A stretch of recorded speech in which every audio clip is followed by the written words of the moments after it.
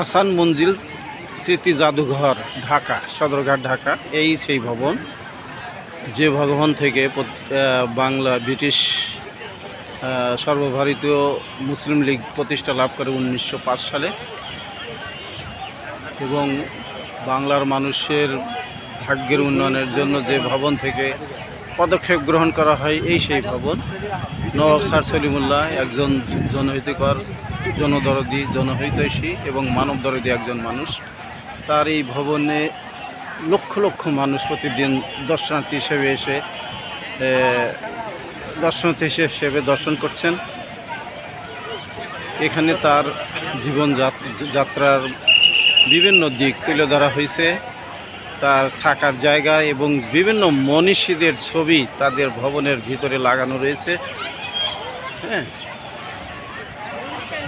ভবনটি অত্যন্ত সুন্দর এবং চমৎকার কারুকার্য খচিত। লক্ষ লক্ষ মানুষ প্রতিদিন এখানে আসে। এখানে একটা ভিতরে একটা দোকান আছে। সেই দোকানের জিনিসপত্রের দাম বেশি এবং ওই দোকানদারের ব্যবহারও খারাপ। আপনারা ওই দোকান থেকে পাঠ্যপক্ষে কোনো জিনিস কিনবেন না, এবং এই দোকান যেন এখান থেকে উঠে যায় সেজন্য প্রয়োজনীয় ব্যবস্থা গ্রহণ করা দরকার। কারণ এরা পরিবেশ নষ্ট করছে। কোনো পাবলিক প্লেসে, যেমন লালবাগ কেল্লাতে এরকম কোনো দোকান নেই, এখানেও থাকা উচিত না।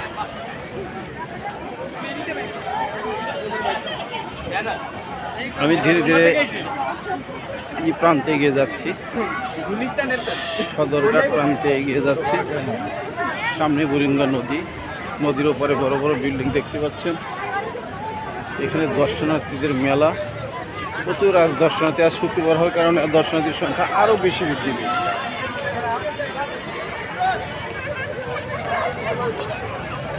বাংলার একটি ঐতিহাসিক ভবন, যে ভবনের অবদান অবিভক্ত বাংলা তথা ব্রিটিশ ভারতের ইতিহাসের একটি উল্লেখযোগ্য অংশ হিসেবে দাঁড়িয়ে রয়েছে আজও কালের সাক্ষী হয়ে।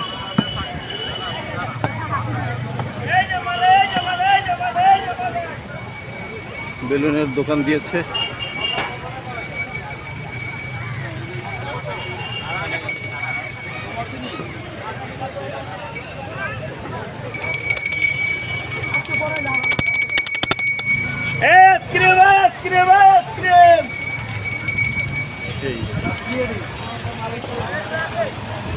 বুড়িগঙ্গা